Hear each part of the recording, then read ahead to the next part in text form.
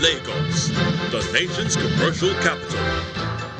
This is the News at 10. Live from Channels Television. Reporting tonight, Ayotunde Balogun. Hello and welcome tonight.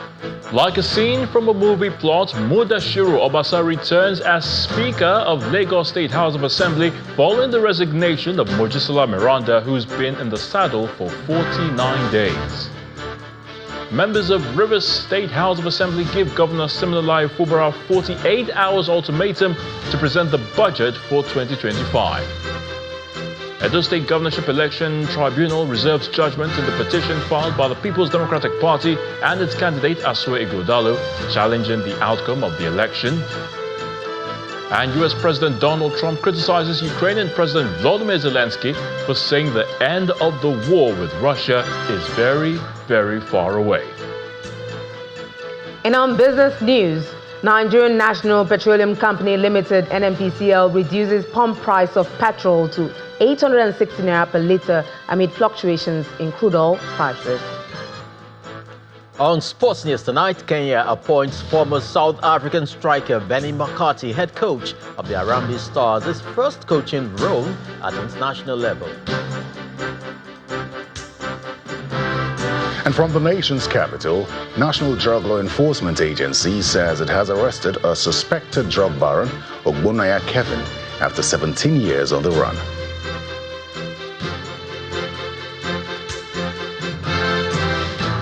In what can be described as a scene from a movie, the crisis rocking the Lagos State House of Assembly took another dimension with the return of Mudashiru Obasa as the Speaker. Mr. Obasa was then re-elected as the Speaker of the Assembly following the resignation of Mojisola Meranda, who served as the Speaker of the State Assembly for 49 days. While Honorable Meranda based her decision on the need to respect party supremacy, Honorable Obasa assured his colleagues of his commitment to serving the interest of Lagosians. It's been a roller coaster of events at the Lagos State House of Assembly since January 13, when 36 lawmakers impeached Mudashiru Obasa and elected Mojisola Meranda as the first female Speaker of the Assembly. And so help me God. From Mudashiru Obasa's sudden return to proclaim himself as Speaker with 4 members of the House, to the lawsuit challenging the legality of Obasa's removal, Lagosians have watched with keen interest when and how the crisis will eventually be resolved. The first sign that something was in the offing this Monday is the presence of security operatives around the Assembly complex. Shortly after a meeting between the 2 key figures in the crisis, the state chairman of the All Progressives Congress, the state attorney general, gets underway, lasting about 3 hours.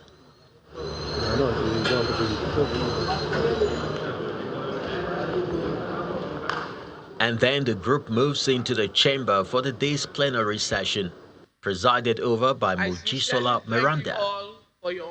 She makes the first big announcement of the day. Just like we know that the party decision is supreme. At this point, I take a bow as your Speaker, and I step down as your Speaker of this great House. I am not a quitter. However, I took the above decision in order to save this legislative institution from further unnecessary conflict and embarrassment. And more resignations are to follow, with the lawmakers extolling the leadership qualities of Honorable Meranda in the last 49 days. You are a hero of democracy. Or call it heroine, whichever way. You are a valiant.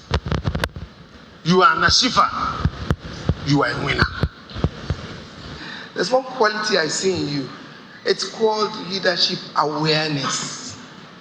You sense your environment, and that is something that is great because only powerful leaders are able to foresee the unseen and sense the unknown. To nominate Right Honorable Dr. Mudashiru Ajayobasa to take the chair as the Speaker of this prestigious Lagos State House of Assembly, I so nominate. In what looks like a well-written script, Mudashiru Obasa was nominated as the new Speaker of the House and immediately steps in to take his oath of office. Thank you.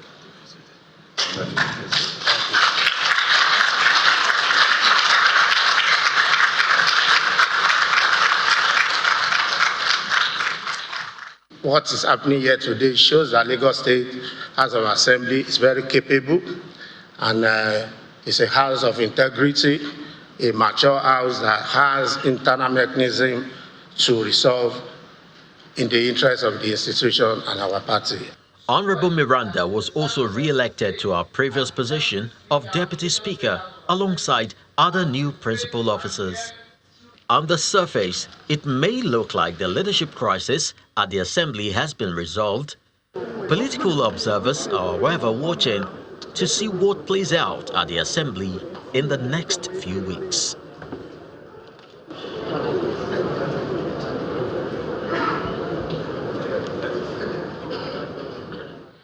Well, with the leadership tussle now settled at the Lagos House of Assembly, let's head to Rivers, where the State House of Assembly there has given Governor Siminalayi Fubara 48 hours to present to them the 2025 Appropriations Bill for consideration.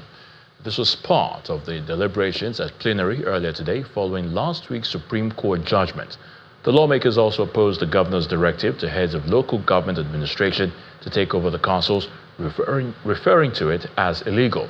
Our correspondent Charles Oporom reports. At today's plenary at the Rivers State House of Assembly, the Deputy Speaker moves a motion to give Governor Siminalayi Fubara 48 hours to present the 2025 budget on the floor of the House. Mr. Speaker, the committee is recommending, arising from our engagement with the lawyers, that this House should resolve on the issue of the 2025 appropriation law. The House will resolve that the governor should immediately, within 48 hours, present before this House as ordered by the Supreme Court, as directed by the Supreme Court. This motion is supported by other lawmakers, with Honorable Igwe Aforji pointing out that they need to go on recess as they've been working non-stop for the past 2 years. I think this House should quickly draw the governor's notice to those laws and how the local government should be run, and how it is unknown to law, it's alien to law for HLDs to run local government. Bring the 2025 budget. That's our focus. Just bring the 2025 budget so that Rivers people will not suffer. I will quickly align with that prayer and also say that the government of Rivers State should make haste, because if our time has reached for us to go to recess, let it not be that the Rivers State Assembly are not sensitive to what is happening in the state, because it is time for us to address. In his remarks, the Speaker, Martin Amewuli, says the House will write the governor asking him to present the 2025 budget to the Assembly.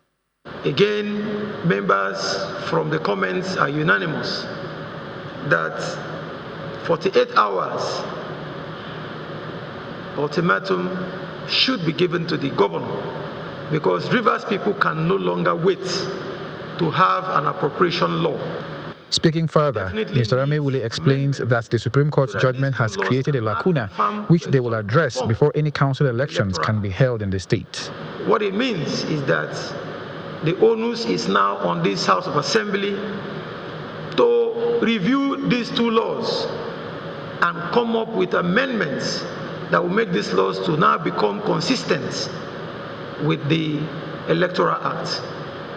The House then adjourns to the 6th of March 2025 without any mention of the 2024 budget, and it's not yet clear what the lawmakers' intentions are in that regard. Charles Oporum, Channels Television News. Meanwhile, Governor Siminalayi Fubara has assured his supporters that victory is inevitable despite the political challenges in Rivers State. Governor Fubara stated this during the commissioning of the Government House staff quarters at the Forces Avenue opposite Government House in Port Harcourt. The governor, who declared that the era of deception in the state is over, emphasized that the state is now determined to take control of its own destiny. And the commissioning of the River State Government House staff quarters brings together political leaders, traditional rulers, and women groups. Located opposite the ceremonial gate of the Government House on Forces Avenue, the staff quarters contains well-structured and elegantly furnished residential buildings designed to provide comfort and convenience for government staff. What you have seen here is a state-of-the-art facility with everything you can think of in a luxury estate. It has canteen, it has gymnasium, it has mini basketball court, 24 hours power supply, and a very suitable water tank. Governor Fubara lauds the project as a critical step in enhancing work efficiency among his immediate staffers. He also reacts to the Supreme Court judgment by assuring his supporters of victory and declaring that the era of deception in River State is over. Victory is assured. Look, I want you to be in your highest spirit. It is not about who wins. It's about the glory and the honor of fighting gallantly. To the enthusiastic youths at the ceremony, Governor Fubara assures them that the future holds greater promise than the past. We must continue to tell the world that against what is being said, that there is no governance, that there is legitimate, purpose-driven governance in River State. And I'm not scared of anything. The worst that will happen is me to leave the office. It's not. Am I leaving the earth? Is it going to stop me from existing? So I'm not even bothered about that. But the right thing must be done and must be said when the opportunity is given to us. Governor Fubara then moves to officially commission the project and lead guests on a tour of the facility. I hereby commission this project to the glory of God and to the well-being of humanity. To the name of God the Father, amen.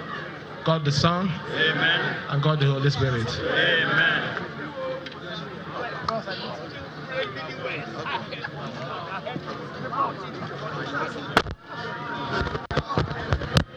Each unit is equipped with high-quality interior fittings, a recreational area, uninterrupted power and water supply, and ample parking space, setting a new standard for government housing in River State. Who is carried by grace. Let's talk governance at the grassroots level now, where Governor Peter Mbah has inaugurated the recently reconstituted Enugu State Local Government Service Commission, tasking the appointees to ensure the success of his administration's drive for inclusive development and prosperity. At the inauguration ceremony, Governor Mbah described the commission as key in the delivery of good governance and democracy dividends to the people, urging appointees to make a positive impact on the commission and promote efficient local government system. You have the responsibility in ensuring an efficient administration of our local government system. I have no doubt in my mind, given your track records and your reputation, that you discharge yourselves creditably. It is also, it goes without saying that this office requires absolute diligence and discretion in the discharge of your duties. In part two, after the break, Economic and Financial Crimes Commission will on Tuesday arraign Jude Okoye, elder brother of Paul and Peter Okoye of the defunct music group P Square, on a fresh charge of theft. Please stay with us.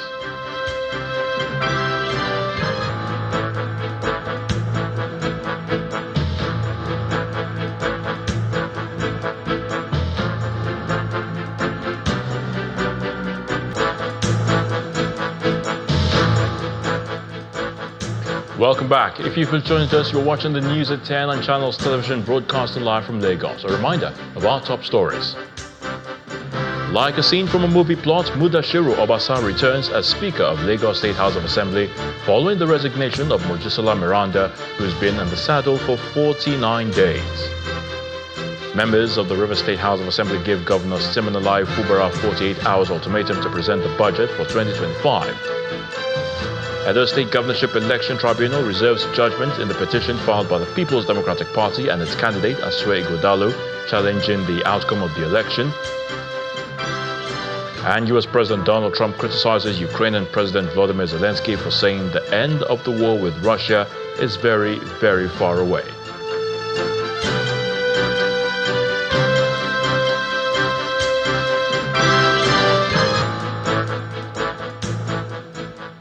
To the courts now, the Edo Governorship Election Petition Tribunal has reserved judgment in the petition filed by the People's Democratic Party and its governorship candidate, Mr. Asue Ighodalo, challenging the outcome of the governorship poll in Edo State.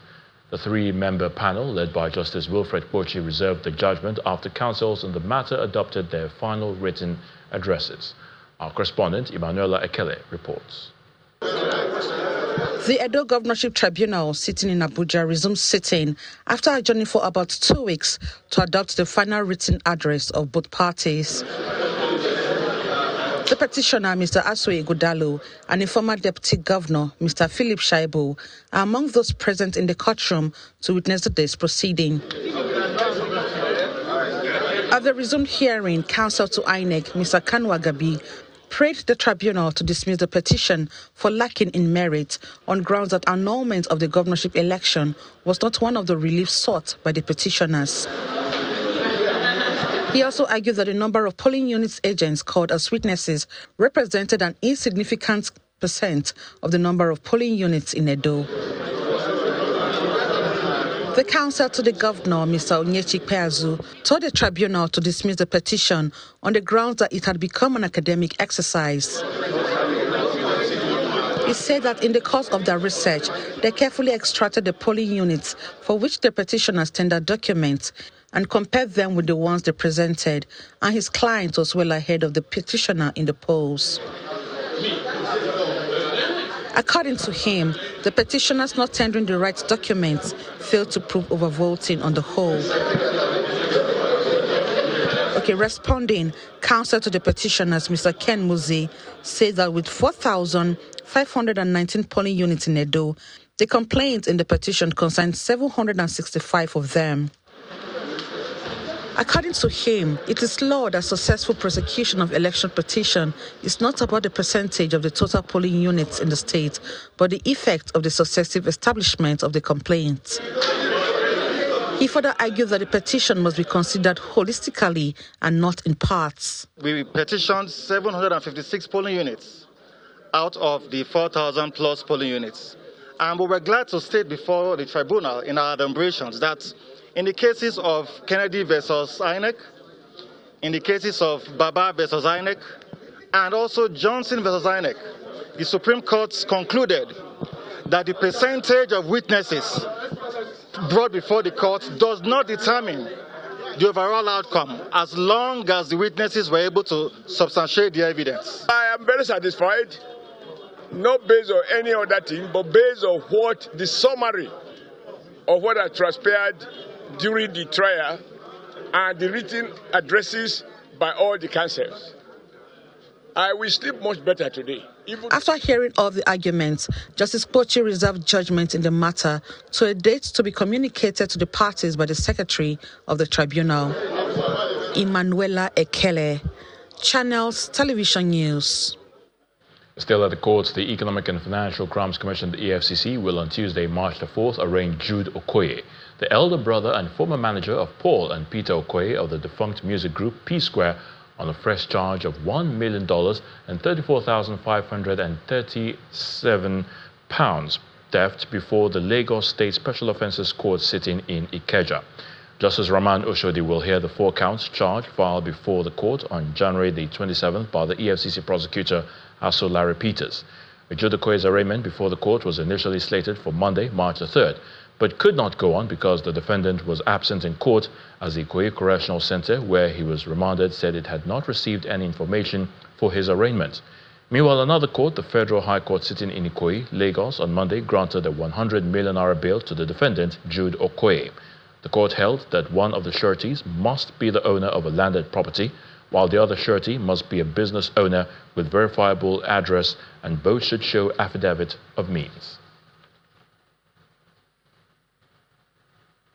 So let's head to the nation's capital now, and Terry Ikumi is standing by to give us the latest from our Abuja studios. Hello, Terry. Over to you. Well, many thanks, Ayo.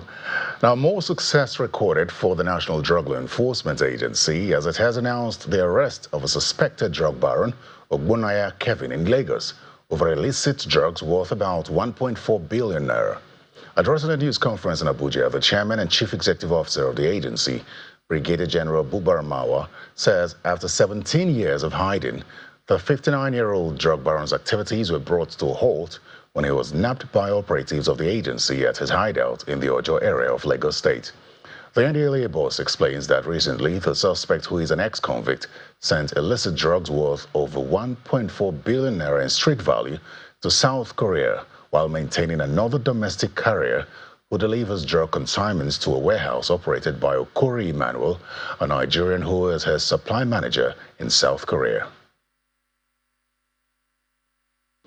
Our records reveal that many Nigerians apprehended outside the country for drug-related offenses were linked to him.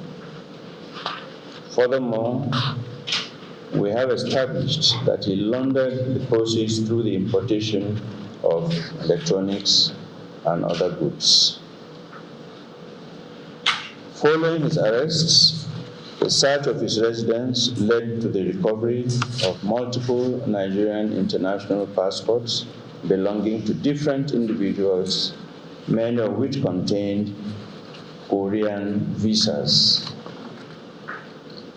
Additionally, we recovered some illicit substances in a storehouse at the back of his house. Ogbonnaya Kevin Jeff is not a typical domestic drug bearer. He is an international trafficker operating both from Nigeria and abroad.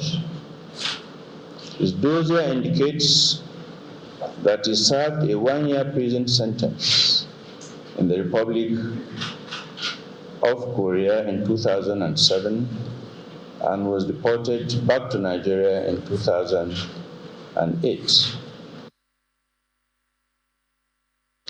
Nigeria is said to be losing trillions of naira in gold to unregulated and unlicensed mining activities across the country.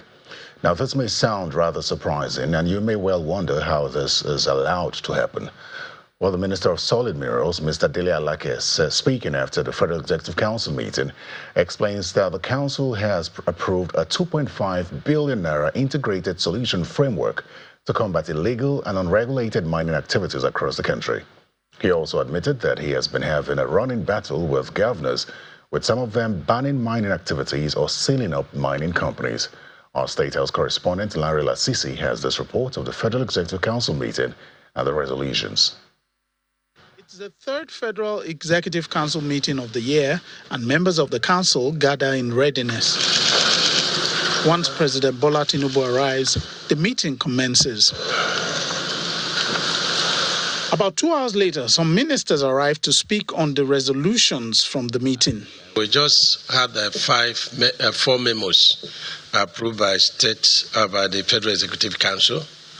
The first one was approval for the award of contract for the dualization of Oduopani E2, spur at Idendem Etam in Ekotep Road in Cross River and Akwa Ibom States.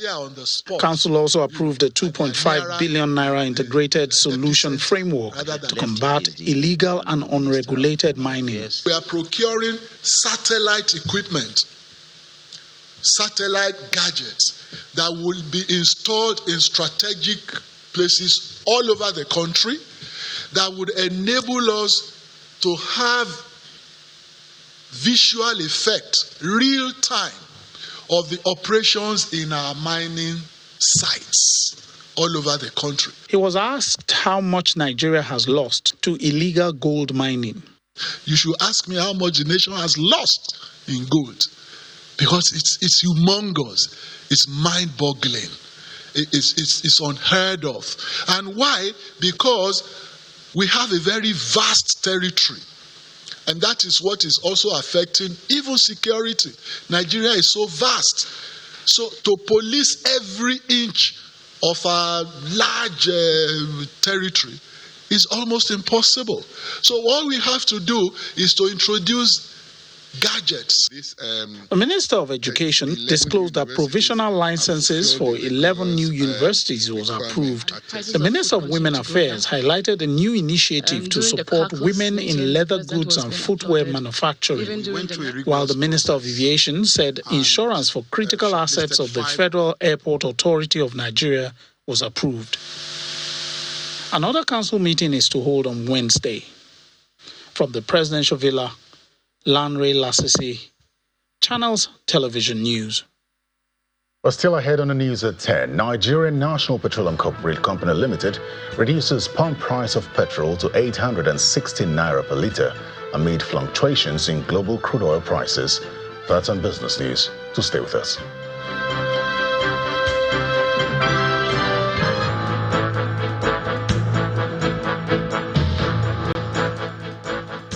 Welcome back to the news at 10. Over 3 billion naira, that's the amount that Governor Umar Fintiri of Adamawa State says the state government has so far spent to improve energy access to rural communities across the state.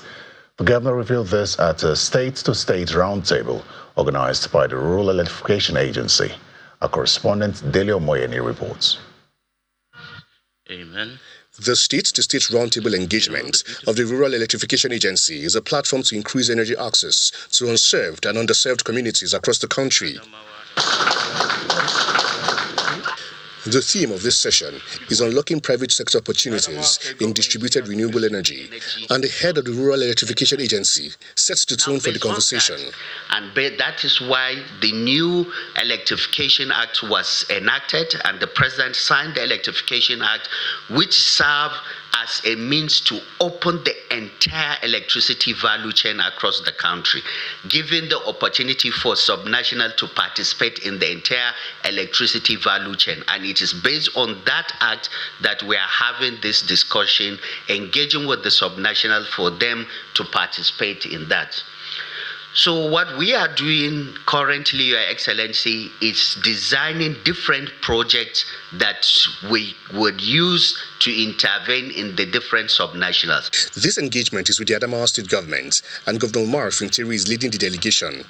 He says the state is open to increased investment in the energy sector. We have continued to implement progressive economic policies to enhance productivity and create conducive environment for investment. One of the key highlights of our economic advancement has been our ease of doing business score, which improved from 5.25 in 2021 to 5.86 in 2023, resulting in +10 position climb in the national ranking. The agency also lists some of its interventions across the country. It's always to ensure, no matter how small, there's some payments, especially when it comes to renewable energy. O&M is more even important than the deployment itself. So no matter how small the cost is, we always want to ensure that there's some form of payment for operations and maintenance on the long term, especially when they are not social interventions like the healthcare and education, which I will get to later on. Adamawa State and the Rural Electrification Agency then signed the Memorandum of Understanding, and investments are expected to flow to the states.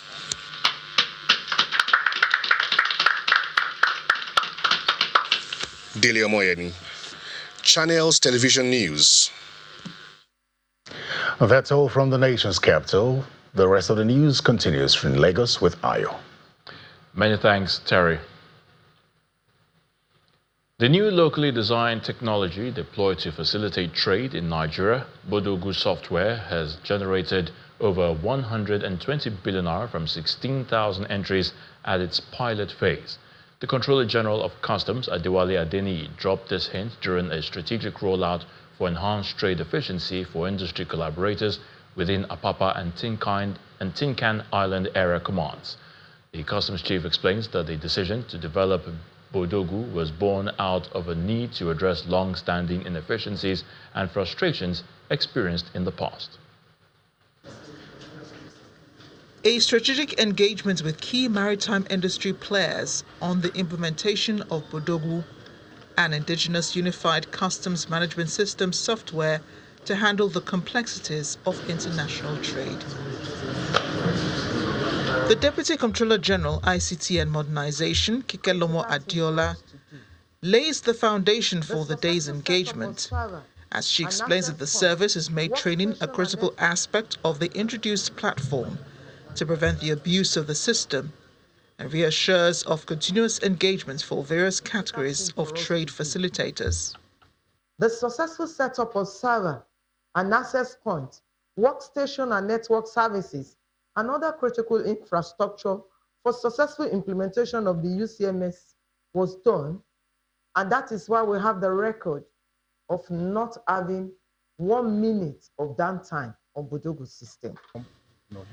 The Comptroller General of Customs, Adewale Adeniyi, reacting to questions raised after the tour of the engine room for the platform in Apapa Command, highlights that some of these challenges have been addressed and implementation will kick off in Apapa and Tinkan Area Command.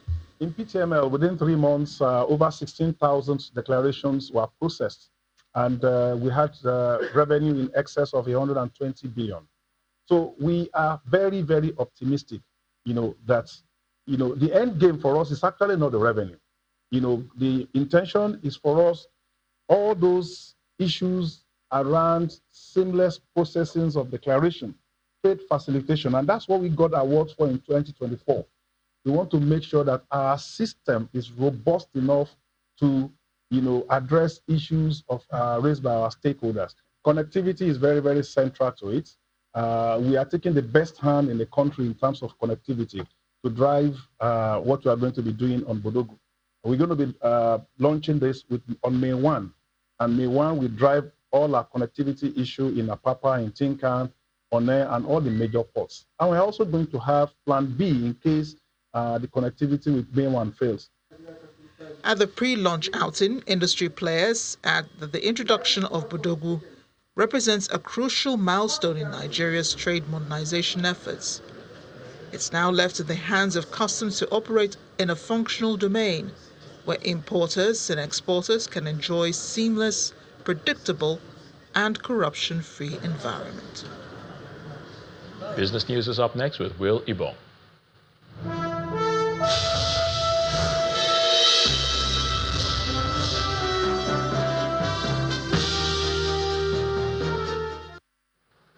Thank you, Ayotunde. And the Nigerian National Petroleum Company Limited, NNPCL, has reduced the pump price of petrol to 860 naira per litre, effective Monday, March the 3rd. And this marks a significant drop from the previous 920 naira per litre, offering relief to Nigerians struggling with high cost of living. The reduction comes amid stiff competition among fuel marketers and fluctuations in global crude oil prices. Also, the move follows Dangote Refinery's decision last week to lower its ex-depot price from 890 naira to 825 naira per litre, marking its second price cut in February. Meanwhile, the Petroleum Products Retail Outlets Owners Association of Nigeria, Petron, has praised NNPCL for reducing the pump price of petrol from 920 naira to 860 naira per litre, saying it will ease financial pressure on Nigerians. The association's president, Dr. Billy Gillis Harry, says the move will lower transportation and food costs for Nigerians. Petron also commends Dangote Refinery for its 65 naira per litre refund to retailers affected by the price cuts. Dangote Refinery recently dropped its ex-depot price from 890 naira to 825 naira per litre, absorbing a 16 billion naira loss to support fair pricing. With these reductions, Petron is urging Nigerians to remain optimistic, stating that government reforms are yielding positive results. Now we head to the domestic stock market, where The market opened the first trading week in the month of March with negative sentiments. Ladi Williams tells us more.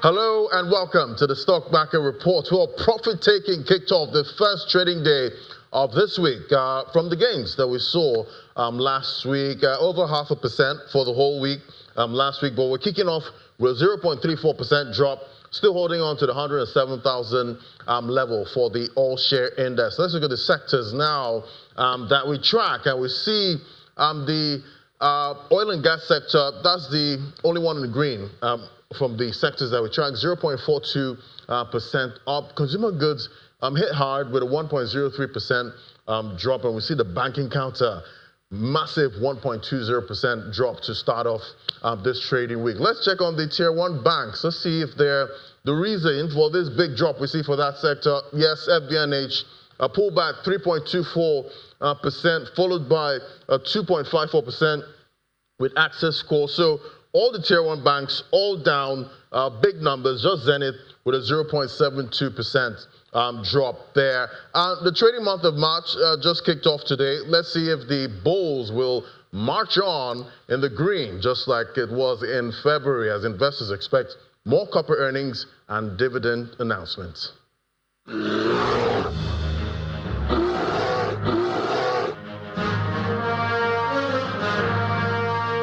Thank you, Ladi. We expect that marching on at the domestic equities market. Let's see a snapshot of the closing performance for other stock markets around the world now.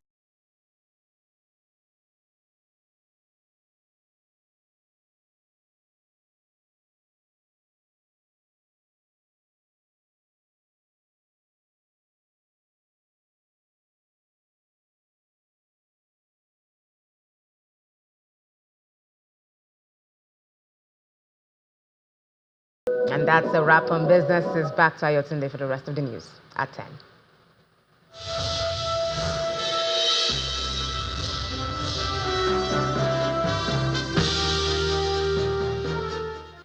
Thank you, Will. Still to come on the news at 10, U.S. President Donald Trump criticizes Ukrainian President Volodymyr Zelensky for saying the end of the war with Russia is very, very far away. That's on the foreign scene. Stay with us.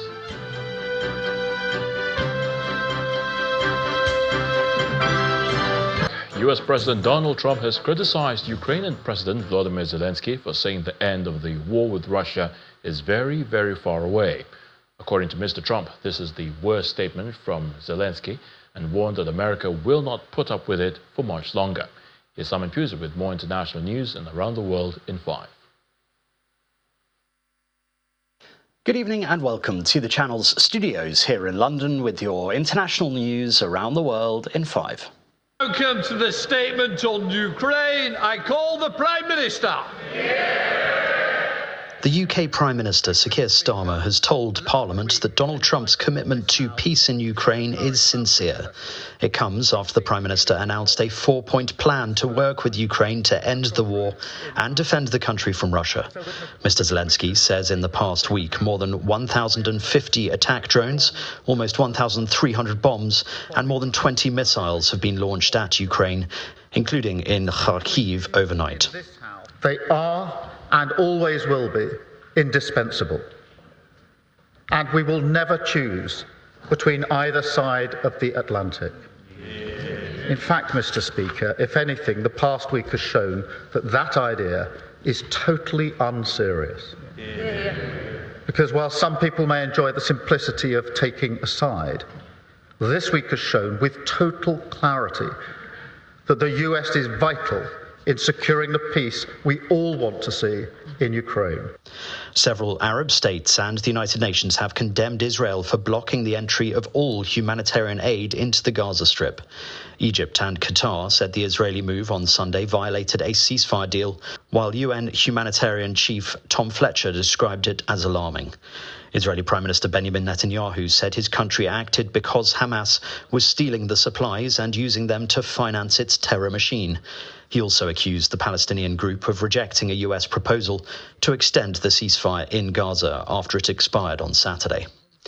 Police say one person has been killed and several others injured after a car drove into a crowd in the western German city of Mannheim. A suspect has been arrested and there is no evidence that anyone else is involved. People have been asked to avoid the area as emergency services attended the scene, but there is currently no danger to the public. Police have not specified whether the incident was deliberate or an accident, but Germany has experienced several similar attacks in the past year. The US Commerce Secretary has said US tariffs against Canada and Mexico are set to come into effect on Tuesday, but their level will be decided by Donald Trump. The US President has threatened to impose 25% tariffs, which are tax on imports, on his two neighbors on the 4th of March in response to what he says is an unacceptable flow of illegal drugs and migrants into the US. Japan has deployed more than 2,000 firefighters to battle the country's biggest forest fire in 3 decades. At least one person has died in the blaze, which has torched more than 5,200 acres around the northern Japanese city of Ofinato since Thursday. Although January to March is typically Ofinato's driest season, the area saw less rainfall last month than any February in more than 20 years, recording just 2.5 millimeters compared to the usual average of 41. Around 4,600 people remain under government-issued evacuation orders as the fire continues to burn. Some 2,000 people have already left the area to stay with friends or relatives, and more than 1,200 have evacuated to shelters. The former FIFA president, Sepp Blatter, and the French football legend Michel Platini are back in court in Switzerland to face accusations of fraud. In 2022, the pair were acquitted in a trial over a payment of 2 million Swiss francs made to Platini and authorized by Blatter in 2011. Both men denied wrongdoing and said the transfer was belated payment for FIFA advisory work by Platini, who formerly led European football's governing body UEFA. But the Swiss federal prosecutor appealed against the decision. The new trial is expected to last until Thursday, with a verdict due on the 25th of March. An earthquake right now. If you're in Los Angeles, maybe you can feel it. That's what is happening in LA, in Hollywood on Oscar night.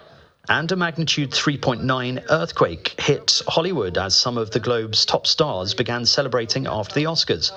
The earthquake's epicenter was measured in North Hollywood, just miles from where the awards ceremony was hosted, at the Dolby Theatre. There was no immediate reports of damage or injuries. The quake struck shortly after 10 p.m. local time as celebrities were gathering at the popular Vanity Fair after-party. The U.S. Geological Survey, which tracks such events, said the earthquake was felt miles across Los Angeles. It was felt right here, the lights in this studio rattling back and forth. And that's your international news around the world in 5. Now back to the channel's studios in Lagos.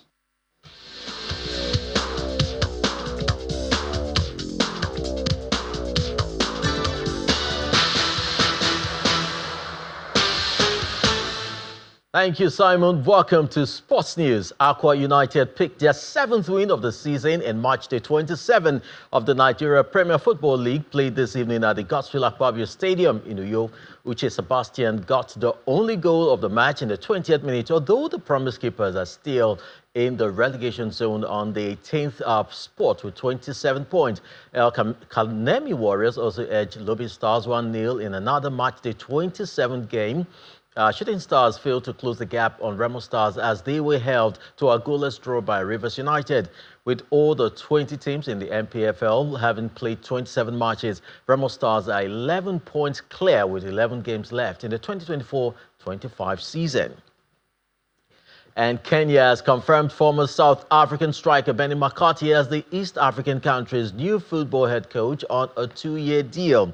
It's the 47-year-old first coaching role at the international level, having after stint at Cape Town City and Amazulu, and most recently as an assistant at Manchester United under Eric Ten Hag. And Real Madrid star Vinicius Jr. says his team face early elimination from the Champions League if they make any mistakes against Atletico Madrid in the last 16 tie. Los Blancos host their city rivals on Tuesday night in the first leg before visiting Atletico next week at the Metropolitano Stadium. The record 15-time winners and current holders, Los Blancos, have eliminated their rivals 4 times in Litu over a decade. And on the flip side, Atletico Madrid coach Diego Simeone admits city rivals Real Madrid have the more illustrious history, but backed his own team to deliver ahead of their tantalizing Champions League last 16 derby clash. Real Madrid beat Simeone's Atletico in the 2014-2016 Champions League finals, as well as the 2017 semi-finals, 2015 quarters, and on the only other occasion they have met in the competition in the 1959 semis. Atletico have never won the Champions League, finishing as runners-up on 3 occasions. That sport is back to you, Ayo.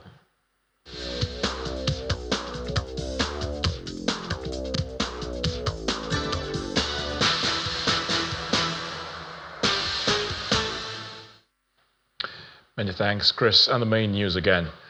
Mudashiru Obasa has been re-elected Speaker of the Lagos State House of Assembly. His resignation or the resignation of Mojisola Meranda also took place, which she was in the saddle for 49 days as the Speaker. Also today, members of the River State House of Assembly gave Governor Siminalayi Fubara a 48-hour ultimatum to present the budget for 2025. We also told you that the Edo State Governorship Election Tribunal has reserved judgment in the petition filed by the People's Democratic Party and its candidate Asue Ighodalo challenging the outcome of the election.